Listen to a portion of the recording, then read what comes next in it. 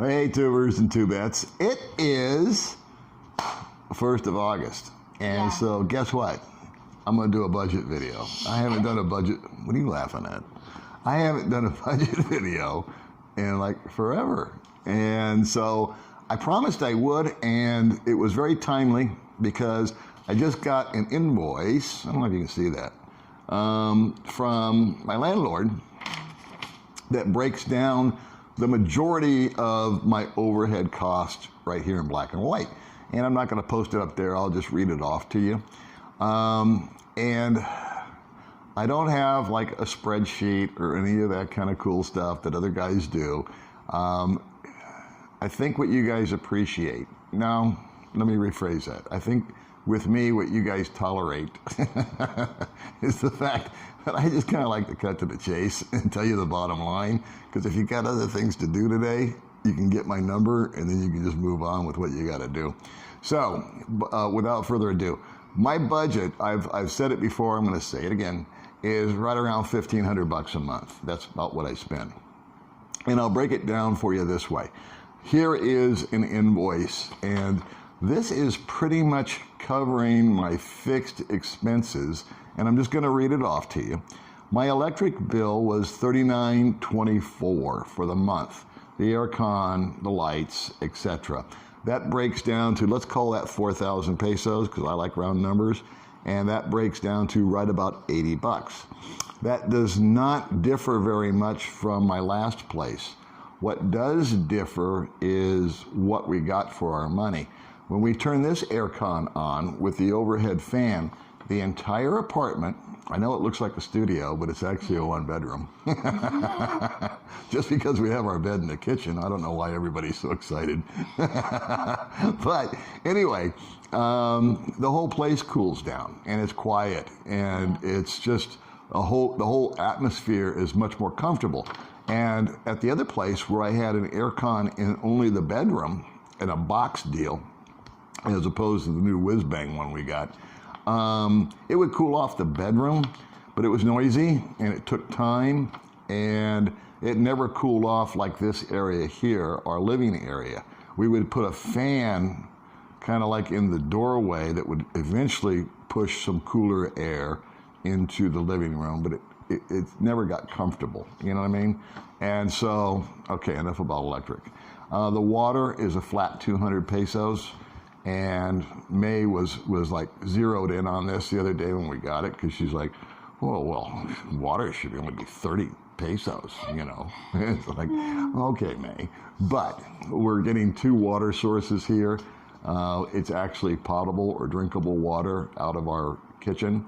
And we also, I explained to May, and she understands now, that we have a pool, and that's part of the overhead. So out of that 200 pesos, which is an entire $4, the guy's making a few bucks, as he should. They actually charge 250 pesos at the last place. So we saved a buck. The rent this month is $18,000. Now, that's $360. The fixed rent is 20,000 pesos. That's $400, and we're prepared to pay that. However, what the landlord here did was said, listen, we're still under construction. You're going to have to put up with some noise. You're not getting the full benefit of everything we're offering, which is a sorry store on site, which is not completed yet. The landscaping's not completed yet. There's some buzzsaws and some hammers and all that kind of stuff and some digging and wah, wah, wah. You know, so there's a little disruption, and we'll give you a 2,000 peso discount. And it's interesting because the last place that I lived in, when I moved in, it was the exact same dynamic. They were building a couple of more places. It was a little unsightly. It was a little noisy. And they charged me 18 grand until they finished it. And then they bumped it up to 20. And that was like the deal, and that was fair. So anyway, moving forward, there's a one-time charge on here, which is for our gas bottle. The gas bottle is what powers the stovetop for May's cooking. And that was 1,000 pesos, which is $20. It's a one-time thing this month because it's a gas bottle will last us about 5 or 6 months. Is that correct? That's what we filled it up, about 5 or 6 months. So to me, it's negligible. It's a couple, $3 a month on my budget, but this was a one-time charge, and I just want to give you truth in lending. So anyway, the total was $23,124. So that's like $460, $475 maybe. I don't know. All in, that's water, electric. The internet is included in the rent. And so for under $500, we were able to have shelter, we were able to have electricity, gas, internet, and what am I missing? That's it. Yeah. The rest of my fixed expenses are almost negligible. I figure about $25 a month if I break out for my visa renewal. I'd be $30. So let's go with 30 on that. My phone is $12 a month. May's phone, I give her what's called load. I keep meaning to sign her up on my program, but I keep forgetting to do it. So anyway, I give her about 10 or 20 bucks, 15 bucks a month, maybe 100 pesos here, 100 pesos there. Let's just call it $10 for her phone. So let's call it 25 bucks for our phone. So right now, we're still sitting right at about $500 and change as our fixed overhead. So I spend an average of $1,500. And how does that happen? If I look at it logically, the way it breaks down without going into any nicky-nacky itemized thing is we spend about 200 bucks a week, which is about $27 a day on stuff. So that would be food, that would be gas, that would be toothpaste, that would be if we pop into 7-Eleven and get a gallon of milk, that would be if we go out to lunch, just stuff. It's just normal everyday stuff. I don't see the logic behind or the reason, unless you're just really anal, that you got to see this breakdown of how that breaks down to. I have one other category which most guys refer to as miscellaneous. I call it my oh shit category, which is $100 a month, because every month you go, oh shit, because something happens. I think I've had 3 months where nothing's ever happened. And so something happening could be a medical issue. It could be something that you just plain forgot about, like this.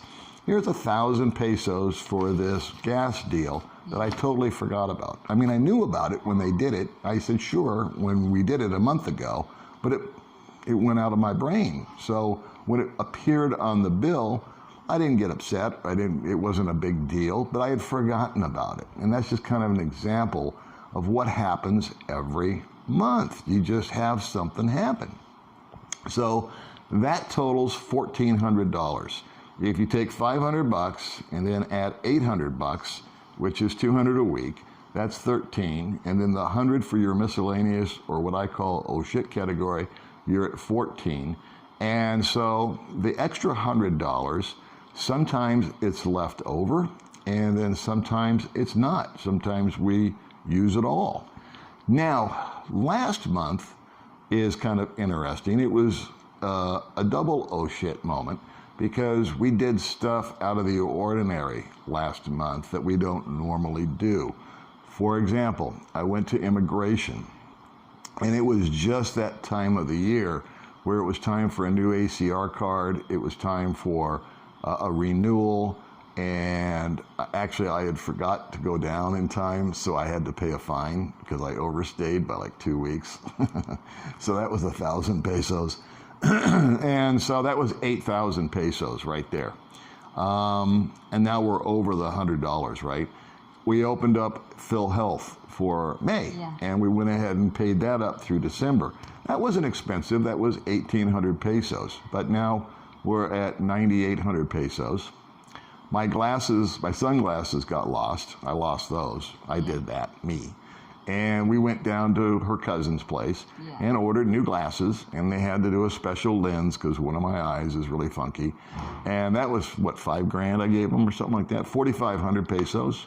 So where are we at now? So we're at about $300, round numbers, on stuff that I knew, but it just popped up. So we actually went over budget last month. Now, there's a couple of other dynamics that I want to jump into here with you. But now that you know the budget, you can bail out if you want to. But there's a couple of things that I want to talk about. Number one is I'm on Social Security. I get my check on the second Wednesday of every month. Well, the way it breaks out to, when I remember my $200 a week that I spend, sometimes there's 4 weeks in between my checks. So I'll get a check, $1,500. We spend the $1,400, right? In a perfect world, we've got an extra $100 laying around, and then we take out 4 weeks later the other $1,500. There's going to be weeks where months, where there's 5 weeks. So we're really short by 100. If you take that same calculation of the $200 a week, we've got to do it for 5 weeks, and that puts us over by 100. So if you understand my logic here, that's where the two balance out. Where 1 month I might have the extra $100, but my next paycheck is a 5-weeker. So I'm going to need that extra 100, maybe another 100 on top of that, just to make things happen and to keep the boat floating. Okay? So can you live here is a question on less than that? And the answer is absolutely you can. May and I discovered that during the COVID lockdown. We went down when we could friggin' get in. We went down to Hypermart and spent 5,000 or 6,000 pesos. Yeah. And we tanked up on what we needed, all the food and the milk. We bought extra this and extra that because getting in and getting out was a chore. And we stayed home. We didn't go out to eat. We didn't drive the bike. We didn't burn any gasoline, which is something I didn't mention before, but that's part of the 200. And so I think we saved $200 or $300 each month. But you see what happened is I had the month last month where we spent the $300 because the glasses and the PhilHealth and the other wackadoodle stuff that happens. And so it all kind of balances out. So that's something I'm very cognizant of, is that do I have 4 weeks to go here or do I have 5 weeks to go here? And I can do the math, believe it or not. If I spend 500 and I've got 1,000 left over, on a 4-weeker, all I have to do is divide that by 28 days, and it'll give me an idea of how many pesos I have per day to spend. It's usually about $27 or something like that. If it's a 5-weeker, it's going to go down. You're going to take that same 1,000 and now divide it by 35 days, and I can tell myself on a daily basis how much money I should be able to spend. And I one time did it where I said, I want to live, and this is when I was single. I said, I want to live here for $1,000 this month, because I keep hearing guys doing that. And I did it. I took out $1,000. It was a 4-week deal. And I spent my 500, which was the same before as it is today. And then I had $500 left to live on, which was $125 a week for 4 weeks. And I pulled it off. I just didn't do any extraneous traveling. I didn't take any trips. I didn't have any meals out. I just kind of hung around, and anything that was kind of cheap or free or near it, I stayed home a lot. And so I was able to pull that off. We don't like to just stay home. We're outdoorsy people. We don't have to have a fancy lifestyle, but we do like to, I like the freedom of being able to pull in and just eating out one day. Like today, we're gonna go out and about, and we don't eat extravagantly. We ate at McDonald's yesterday, right? And we pulled in there. We took the Kimco in to get fixed. That was, I don't know if Jollibee. And we bought Jollibee for the guys. And so that was only 10 or 12 bucks, but we just did it. And it was just one of those things. So that's kind of the budget. That's kind of the lifestyle. And then the last thing I wanted to touch on, which probably could be an entirely separate video, but I'll go ahead and toss it in, is it cheaper for me to live here as a single guy, or is it cheaper or the same or more expensive to have a girlfriend? And I can answer that now because I have experience over time with May, And I had experience over time with another person that was my first live-in girlfriend. And it really truly depends on the girl. And it depends a little bit on me too. And how much of a governor do I want to put on the money with the person. So the first girlfriend was just a spendaholic. Every time we went to the store, she wanted to pay full retail. She wanted new this, she wanted fancy that, name brand this. And I would cave in on it, and then we would go get a massage and do all these other wackadoodle things. And I was new, I was inexperienced, I was an idiot. But I did it. So, you might do it too, I don't know. Then I met Baby May. And yeah, she's Chinese. Exactly, because Chinese are cheap, is what she's saying. And so, with her, it's an opposite dynamic. She actually dials me back. Like, I'll go to buy something or I'll look at a menu and she'll say, well, I can make that at home for, 80 pesos and you're paying 250 for it and blah, blah, blah, blah, blah. So, and that's awesome. She has managed to kind of dial back my thinking a little bit. I don't support her family. That's not in the equation. May has never once come to me and said, hey, my family has a problem. In fact, she's always handled family issues on her own, which I find out about later. And you guys that know me know the dynamics behind all that. Her sister and this and that. But never once has she said, my dad this, or my mom that, or this kid, or that medical emergency, or this goat died. I didn't hear any, I've never heard that from her. I'm sure I never will. I'll tell you a couple of stories though. We were at Robinson's. You probably forgot about this, but we were at Robinson's Market one time. This is a while ago. This is way before COVID. And she asked me for 500 pesos. And I just handed it to her because we were doing some shopping, and I figured she was going to go buy her whatever she was going to buy. I don't know why she needed the separate 500 pesos, but she did. And I think she said something like, I'll give it back to you, because she had some money. And so she bought all this cheap stuff. It was like canned sardines and instant noodles and all this just food stuff, but it was super, super, like 29 pesos for this and 38 pesos for that and 40. So she got a whole bunch of stuff for 500 pesos and went through the market on her own. And I said, what's all that? And she says, it's for my parents. And so she actually borrowed 500 pesos from me. I don't know if she remembers this or not. Yeah, I remember. Do you remember? Yeah. Okay. She actually borrowed it and paid me back. And I let her. See, I had to change too. And she shipped the food off with her sister, who goes there once a week, to her parents because she was concerned her parents weren't getting enough protein. They've been eating rice and vegetables because they're very poor.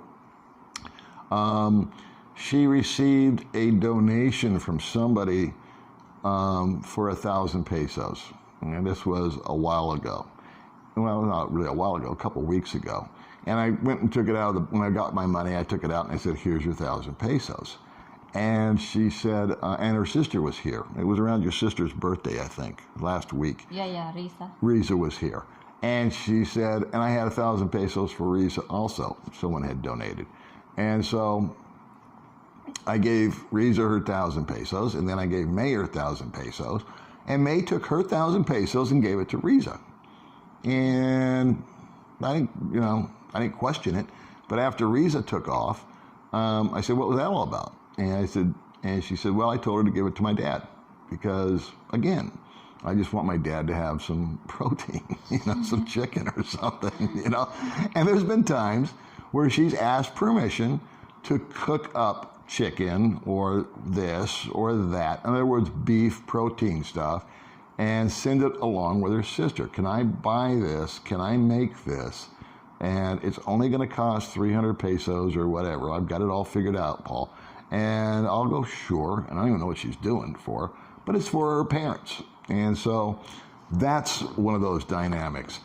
She saves us money because she knows what to buy and what to pay for it and where to go. Now, I've been sticking it in her ear for 2 days now because we went and bought some extra equipment for YouTube, right? That was another thing I forgot to mention. We spent 40 or 50 bucks on tripods and like a backlight and everything, which I haven't bothered to put together yet. Yeah. But I got a discount. Yeah. Yeah. So now I'm Chinese too.